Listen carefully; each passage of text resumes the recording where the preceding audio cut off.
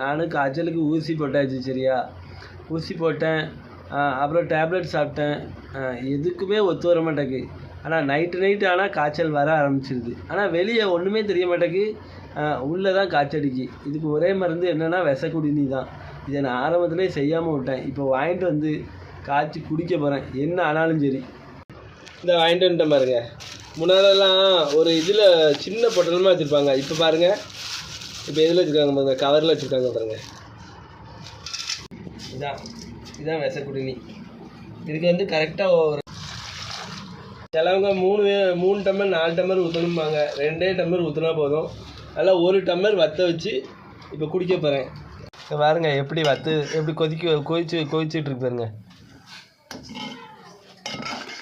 இப்படி கருன்னு இருக்கணும். தண்ணி வந்து ரொம்ப சேர்க்கவே கூடாது முதல்ல சரியா. தண்ணி சேர்த்தாலே இந்த விஷக்குடிநீக்கு வந்து வேலிசன் கம்மியாயிரும். தண்ணி அதிகமாக சேர்க்கவே கூடாது. இங்கே பாருங்கள் எப்படி நல்லா வற்றிட்டு பாருங்கள். இன்னும் கொஞ்சம் இன்னொரு 10 நிமிஷம் வற்றிட்டுன்னு வச்சுக்கோங்களேன், ஜம்முன்னு ஆயிரும். பத்தின பிறகு குடிப்பேன் பாருங்கள். எப்பா வேப்பங்காயை விட மோசமாக இருக்கும் அதில் உள்ள கசப்பு தன்மை.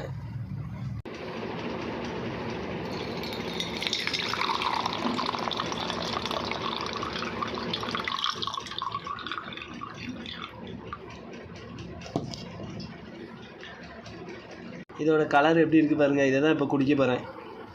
கசப்புத்தன்மை செமையாக இருக்கும். ஆனால் நான் எப்படி தான் குடித்து முடிக்க போகிறேன்னு தெரியல சரியா.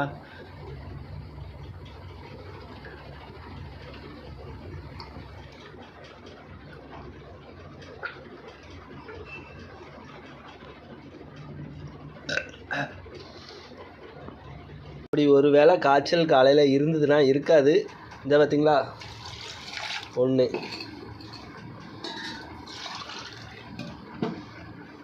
2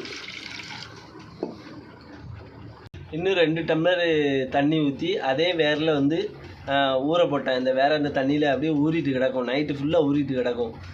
காலையில் இன்னொரு தடவை ஆனால் நல்லா மூடி வச்சிடணும். ஒரு துணியை போட்டு மூடி கெட்டி வச்சுட்டோன்னு வச்சுக்கோங்களேன், அந்த வேகம் வெளியில் போகாது. இப்போ நம்ம ஃபஸ்ட்டு குடித்த பாருங்க, அதுதான் வேலிசன். உள்ளே போய் வந்து நம்ம உடம்புல உள்ள பார்ட்ஸை ஃபுல்லாக சுத்தம் பண்ணுறதே அதுதான். கிருமிகள் இருந்துன்னு வச்சுக்கோங்களேன், ஒன்று விடாமல் அழிச்சிரும். புற்றுநோய் வரக்கூடிய கிருமியை கூட தடுத்துரும், வர மாதிரி இருந்தால் கூட தடுத்துரும். அப்படி உள்ள மருந்து இது சரியா. வீடியோ தொடர்ந்து பாருங்கள். வீடியோ பிடிச்சா லைக் பண்ணுங்கள், கமெண்ட் பண்ணுங்கள், மறக்காமல் சப்ஸ்கிரைப் பண்ணிடுங்க. நன்றி.